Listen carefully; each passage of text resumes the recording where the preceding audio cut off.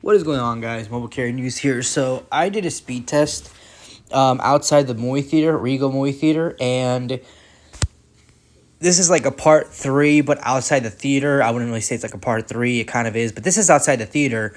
This is some really good ultra wideband. Now I was worried. I go to the movie theater not as much nowadays because everything's expensive here in California. But I go from time to time, once I think when a new movie comes out, like if there's one movie, I'll go like once a week. I'll wait 2 more weeks and then I'll watch the newest movie because I used to go more than once back then, but now it's more expensive. But this is some pretty good speeds as to being in a crowded theater outside. The download is over 200, so that's good to know. I remember I made a video back then or this never happened. The quality it was average 200 down and like probably maybe like 10 up. Now it's increased to 486, almost 500, and 27.9 down. So this is really good. This is really good to know. I'm hoping in the next I don't know about 3 months. I think 3 is maybe calling it a little too early. I would say around like maybe 5 to 9 months from now, we should see overall improvements. Not 1 gig unless Verizon goes crazy because I've commented in a lot of other videos, people that do more speed testing, to see if Verizon would actually go accelerate and go crazy and do better builds, faster builds actually, tear and replace and upgrade equipment and other the tools that they use for the tower and the sites. But Verizon, I believe for 4 years has stated they're gonna take their time, make sure everything's perfect, and if they need to use either millimeter wave or C-band or upgrade the site that's only LTE into 5G bands and equipment, they'll do that. But overall, this is really good. This is honestly way better than it was 4 years ago. Because I got Verizon in 2021. I think I think it's been 3 years now.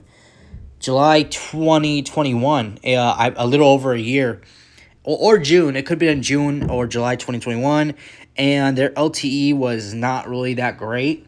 Their LTE was actually kind of lacking or having difficulties because either Verizon had more congestion and was having issues, or because they didn't have any 5G and they had to tear and replace the equipment, it was causing a lot of interference, and that caused no service, which was a real issue for Verizon.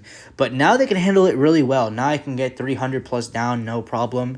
And it's only a matter of time before 2026.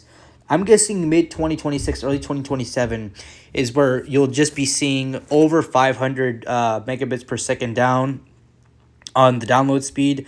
Or what will happen is you'll see 700 to over 1 gig. I'm basically calling it late 2026, early 2027. And the upload will be over 100. I'm going to guess maybe 300. I want to say 500, but that's kind of stretching it. I could be right, could be wrong. It doesn't matter because the speed will be good. T-Mobile will be on the basically the same path as them, or better. I really don't favor any of these companies. Even if I invest in these companies, I will not favor them. Even if I had millions of dollars invested in, I still won't favor them. But all carrier, and by the way, I should have all 3 carriers in the future. I don't know when, but eventually these carriers and the speeds will tenfold. And by 2026, 2027, AT&T will not only catch up to the other 2 carriers, to T-Mobile and AT&T, but their 5G will also be as great. As far as I remember, I think they're working more on C-band or millimeter wave. I'm guessing more C-band. I'm not really sure. It usually depends on location and all that stuff, and what Verizon's planning to lease the the land to set up the tower. I mean, they have their own tower sites, but AT&T is doing the whole different ball game and all this stuff. But let me know what you guys think about this. Hope you guys enjoy this video. Subscribe for more videos like this, guys, and I'll see you guys in the next video and more updates. Peace.